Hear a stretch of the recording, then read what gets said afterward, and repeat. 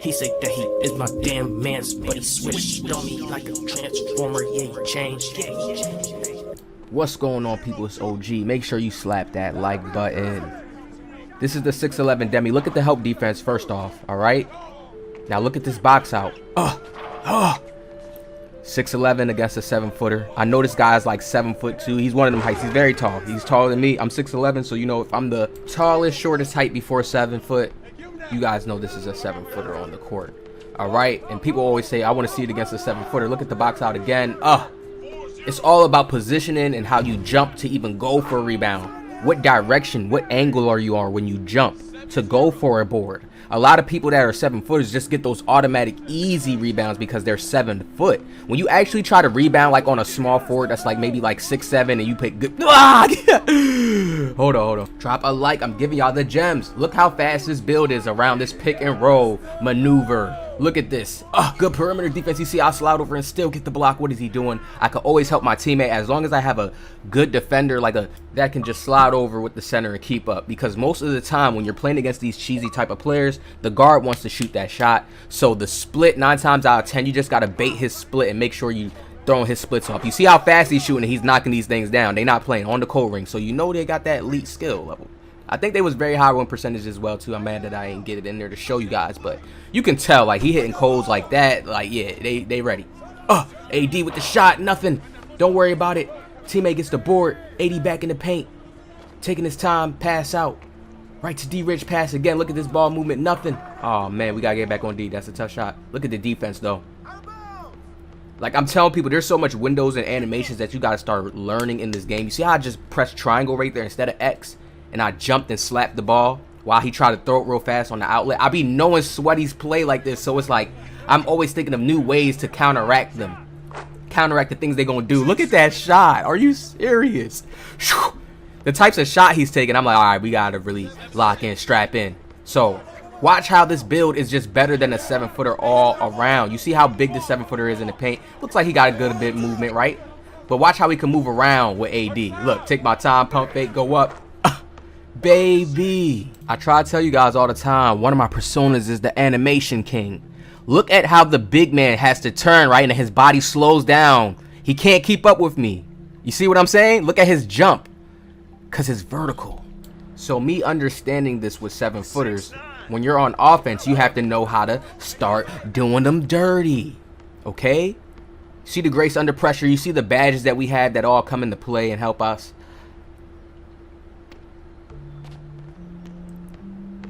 Now watch this. We know that he's a big 7-footer. He's not really wanting to shoot more, so it gives me the opportunity to help way more for my teammates. Look at that snatch right there. I tell people having a high vertical. I only have rebound chaser on silver.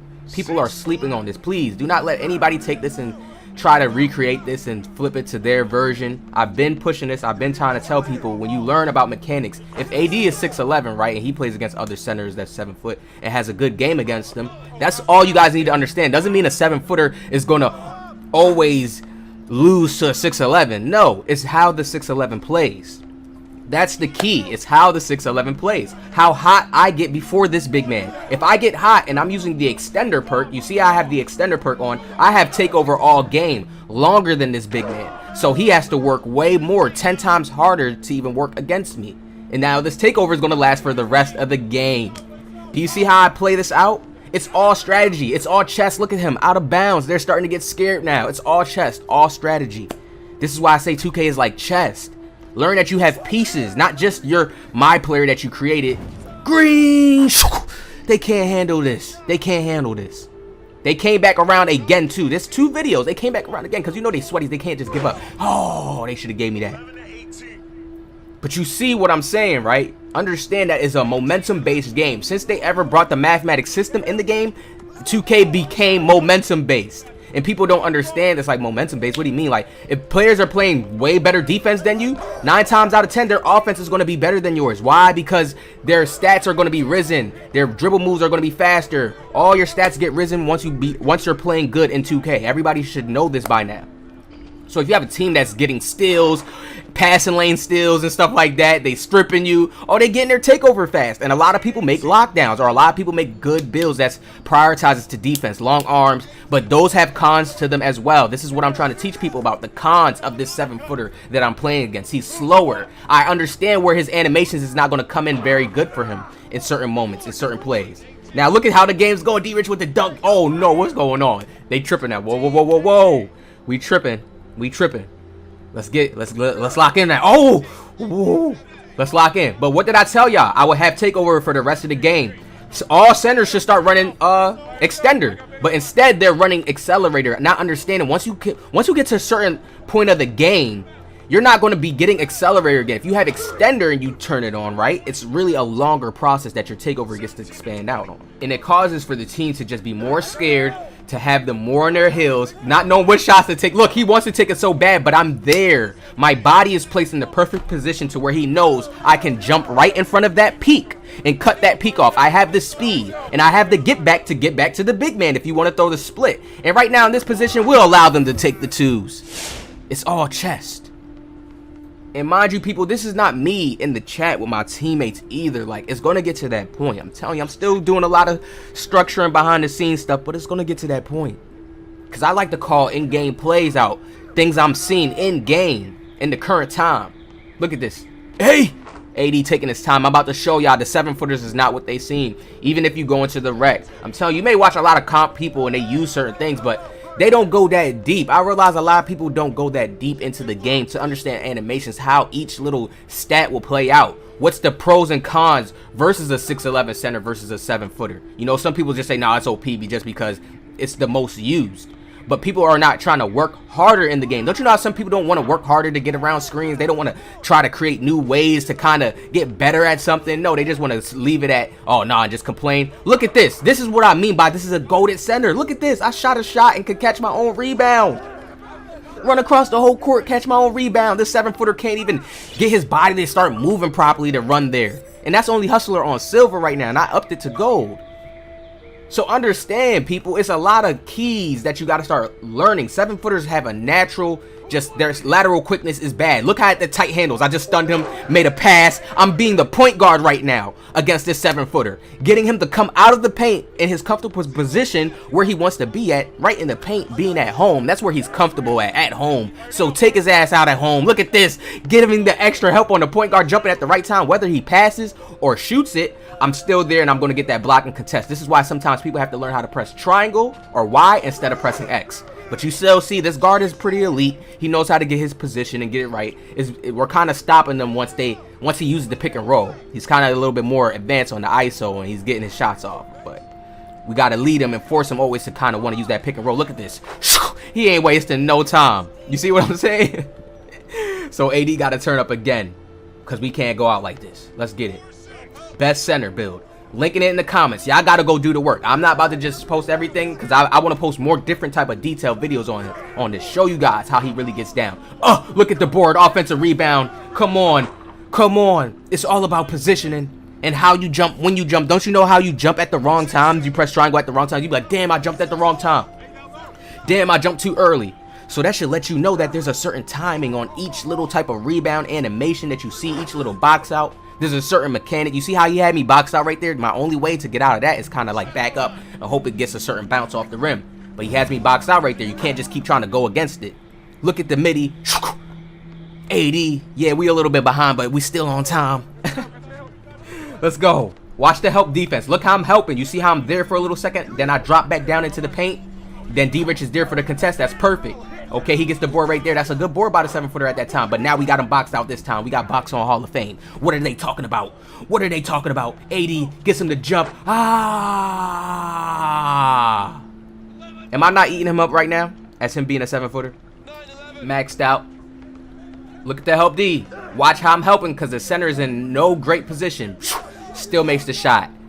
So this is why the guard has to really be pressing up on him more, because my help defense is still power. You got to always understand that the center's help defense is power to the point guard. He has to know how to use that and understand when he's safe and when he just needs to get back and contest when the center has your help. And then you also have to be watching the center for the splits. If you see the big man's not splitting, the guard's most likely is looking for the shot.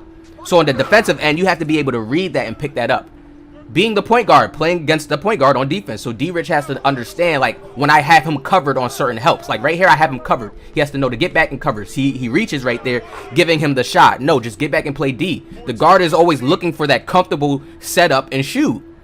So get back and play the D. My help defense is already throwing him off to where he doesn't want to just pull up so fast. So you have to be comfortable and know, okay, let me get back. He's looking to set up and shoot. And always be ready to jump. It's like that kind of little slim, thin line between understanding that. You know what I mean? It's a thin line. Look, I'm giving a little bit of shade. Great defense. Look at my big man, y'all. What have we realized this whole game watching this whole video? My big man has not shot any 3 balls.